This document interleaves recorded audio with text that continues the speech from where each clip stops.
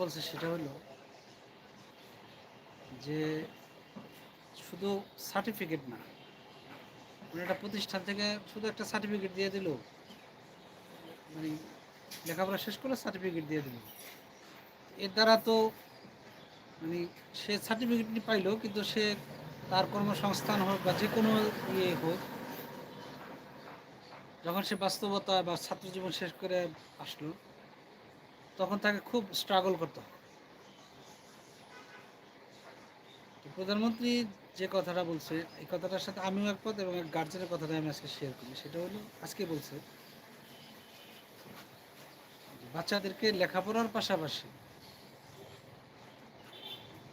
অন্য যে কোনো খাত মানে কিছুতে, সেটা প্রযুক্তি হোক অথবা যে কোনো একটা কাজের দিকে এক্সপার্ট করে তুলতে হবে।